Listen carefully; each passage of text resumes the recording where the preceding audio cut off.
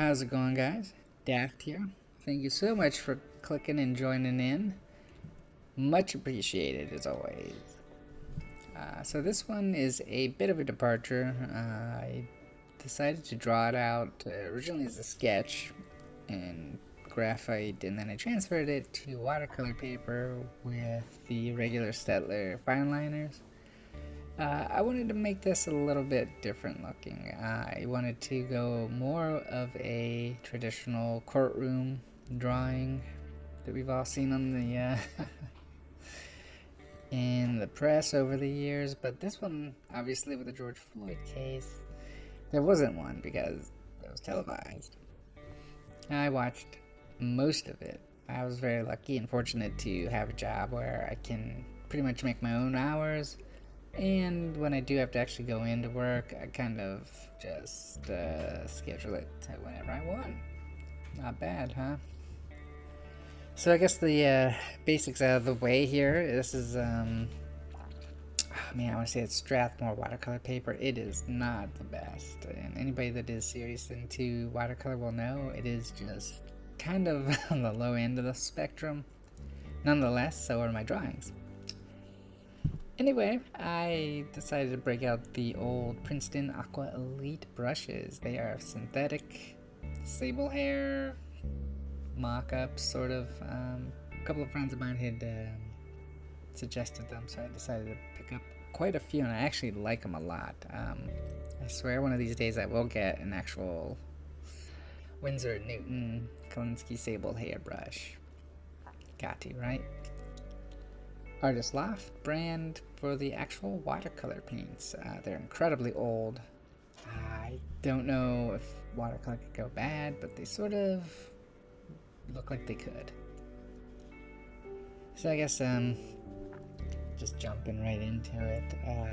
I did watch a lot of the trial, and I think it was just remarkable. I mean, it was absolutely astonishing to see all the different angles of what happened to George Floyd. It was really tough. It was really hard to watch.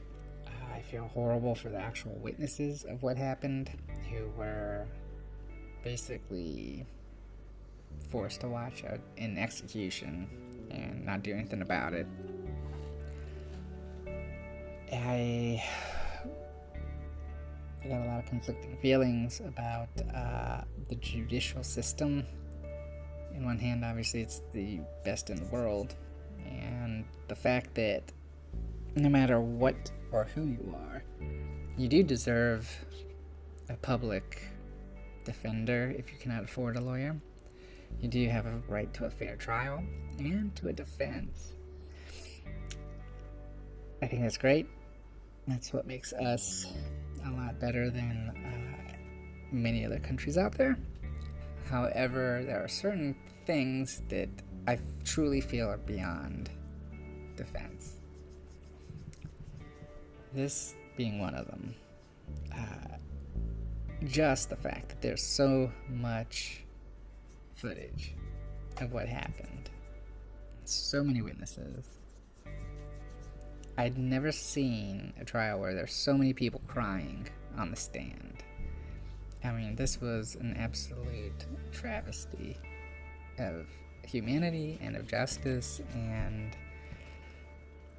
obviously it's over now. And the history books will look back on it, certainly one day, as a watershed moment where the blue shield sort of came down. We'll see how long that stays that way.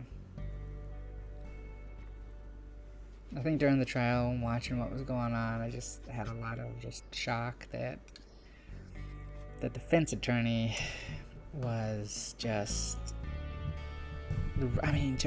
drowning, right? Like, the guy could not land a single thing. There was not one thing in this trial that you could say, that's actually a pretty good point. Maybe that is possible. Maybe it was the emissions from a hybrid SUV. Maybe it was a bad heart. Anybody that saw the footage could see, yeah, sure, George Floyd was really worked up. maybe he had a history of drug abuse that was a little bit more than the average person's. Could be. I absolutely agree, You should not be trying to hand off fake money. It's a federal offense. It screws up the economy, yada da da da. The Secret Service was created for it, but at some point, you gotta just chill and see if the punishment fits the crime. I mean, big guy. George Floyd was a big guy, but he was crying for his mama. I mean, and I'm sorry, but anybody that does that is not a tough guy. They're just not. He could panic, he could run, he could do whatever, but the one thing that I think was pretty obvious is the guy was not going to hurt anyone.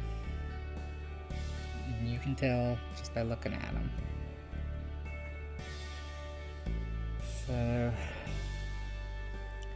nonetheless, I think that I felt a lot of animosity towards the system that would allow such a public spectacle to occur, such as the trial, when there is literally no defense for what he had done. And the lawyer, I don't even know his name. I don't even want to know his name. I understand he was doing a job. He was appointed probably to defend Derek Chauvin, but at the same time, there's a point where you just gotta say, I can't do it. Like, I'm just not gonna try to defend this guy, and that's it. And when you go on such a public case like this, it just screams of trying to make a name for yourself, and trying to get publicity, and obviously you're gonna have the book deal, obviously gonna do talk show circuit, and every kind of possible news program. It just didn't come off as authentic. I feel bad for so many people involved with this case. It's really, really tragic.